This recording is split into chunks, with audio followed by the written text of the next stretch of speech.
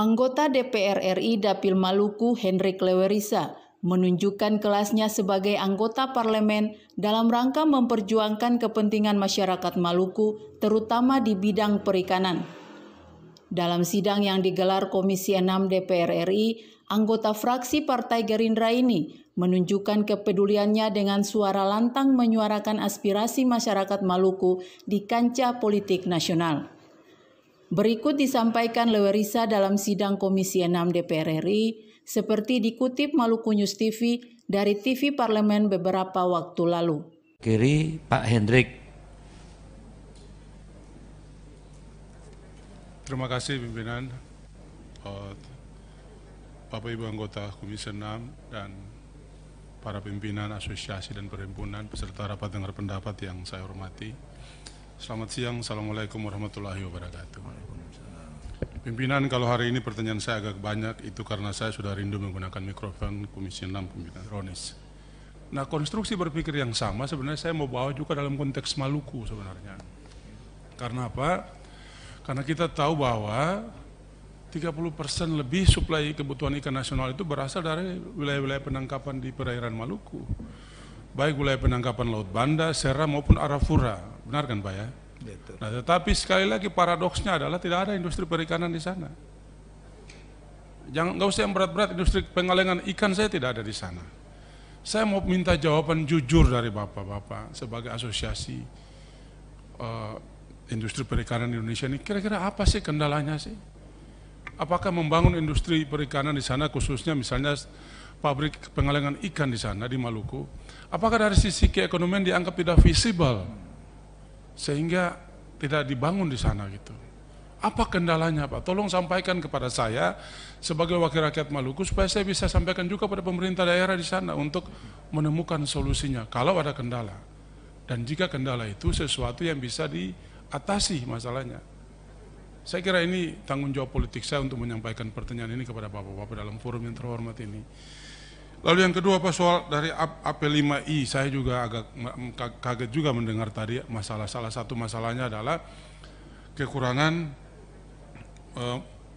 raw material atau bahan baku. Pak, saya mau kasih testimoni buat Bapak-Bapak.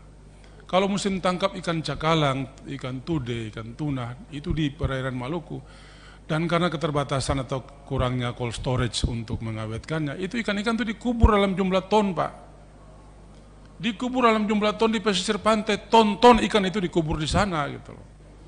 Jadi kalau ada keluhan soal shortage of raw material, itu sesuatu yang menurut saya ini juga ironis juga, apa sih yang sedang terjadi di negeri ini gitu.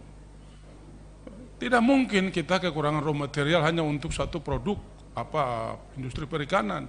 Karena memang kita negara maritim, garis pantai kita terpanjang di dunia, potensi perikanan kita luar biasa. Baik perikanan tangkap, apalagi perikanan budidaya. Jadi saya kira itu harus menjadi saya minta klarifikasi soal pernyataan yang itu Pak. Yang berikut terkait dengan usaha furnitur dan craft Indonesia. Pimpinan, saya mau menyampaikan bahwa memang dalam pandemi COVID-19 ini kan kita semua menjadi tersadar. Bangsa ini sadar bahwa selama ini kita memang sangat tergantung kepada impor, ya. Termasuk misalnya, bayangkan untuk produk-produk furniture ya, mebel saja, minta maaf nih Pak, masih mendominasi produk-produk impor di kantor-kantor kementerian dan lembaga kita. Usul konkret saya pimpinan, kepada pimpinan Komisi 6, mungkin untuk mitra kerja Komisi 6, baik itu kementerian maupun lembaga, khusus untuk pengadaan furniture atau craft, mobiler lah. Bisa nggak ada satu kebijakan untuk lebih memprioritaskan pengadaan produk furniture dan craft nasional? Karena memang kita harus bertahan menghadapi kompetisi dunia yang sangat keras, menghadapi pandemi dengan implikasinya yang sangat ekstrim. Kalau kita tidak menggunakan produk nasional, kita menggunakan produk asing, kan di mana keberpihakan kita itu? Kan ini hanya lewat satu instrumen kebijakan saja selesai itu. Kalau mitra dan lembaga pemerintah mau menggunakan ya furniture atau craft dengan lebih memprioritaskan kepada sektor produksi nasional. Kan kita tahu betul ini produk-produk UMKM ini menyelamatkan bangsa kita. 60% kontribusi PDB Indonesia itu berasal dari sektor UMKM. 97% serapan tenaga kerja Indonesia itu berasal dari UMKM.